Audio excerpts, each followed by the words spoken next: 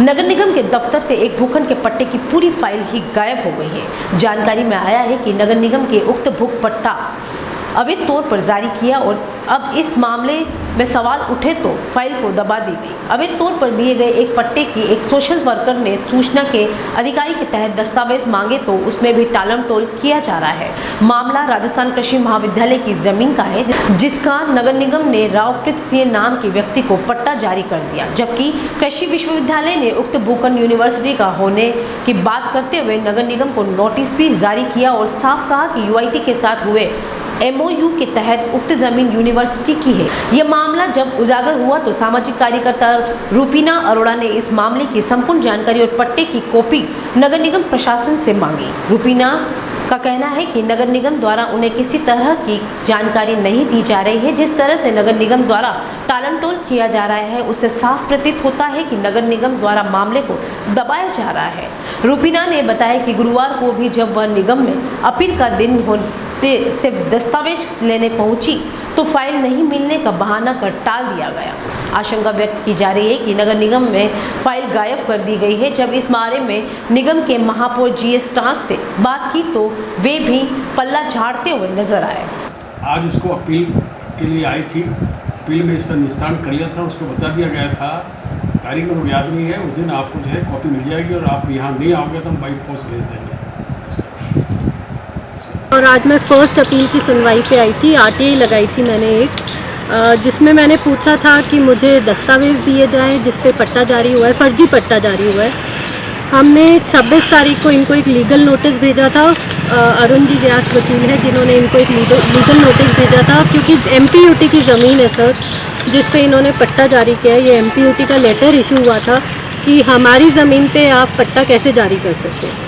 इन्होंने उस नोटिस को भी ध्यान नहीं दिया और पट्टा जारी किया। आज जब फाइल मांगने आए और फर्स्ट सुनवाई पे लीगल सेक्शन से ओके हो गया कि इनको फ़ाइल दी जाए तो पता लगा जी फाइल गायब हो गई है। अब ये बहानेबाजी कर रहे हैं कि हमारे पास फ़ाइल नहीं है। जगदीश जी बात नहीं करना चाहते। सुचिता कोठारी कहती है कि 7 दिन का समय होता है। जब आज आदेश हो गए तो हमें फ़ाइल आज ही देनी चाहिए।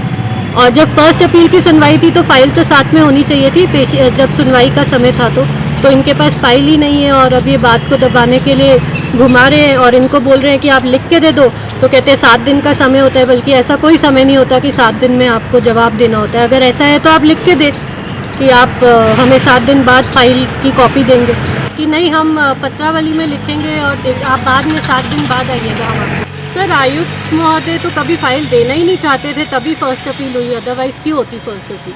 और फर्स्ट अपील में इनके जो लीगल सेक्शन में दीपिका मिनारिया जी हैं, उन्होंने पहली बात यही बोली कि समस्त दस्तावेज पब्लिक डॉक्यूमेंट में आते हैं। सेक्शन 76 के अंदर इंडियन एक्ट के तहत आपको देने पड़ेंगे वो डॉक्यूमेंट्स, आप नहीं रख सकते। ये हर डॉक्यूमेंट को तृतीय पार्टी और पर्सनल डिस्प्यूट करके देना ही नहीं चाहते किसी भी सूचना। उदयपुर का जनार्दन राय नागर राजस्थान विद्यापीठ डीम्ड विश्वविद्यालय शिक्षा के क्षेत्र में एक अग्रणी संस्था है।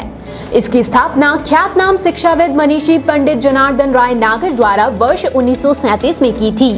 वर्तमान में यहाँ पर science, commerce, arts, law, physical, computer science, IT के साथ साथ मेडिकल में होम्योपैथी एवं फिजियोथेरेपी के कोर्स चल रहे हैं। इसके अलावा कई तकनीकी कोर्स संचालित होने से हजारों छात्र छात्राओं का भविष्य उज्जवल हो रहा है। विश्वविद्यालय के कुलपति प्रोफेसर SS सारंगदेवोत को विशिष्ट कार्यों हेतु भारत सरकार के रक्षा मंत्रालय की ओर से कर्नल उपाधि प्रदान की गई है। कुलपति के अथक प्रयासों से विश्वविद्यालय को नेक से A ग्रेड मिली है।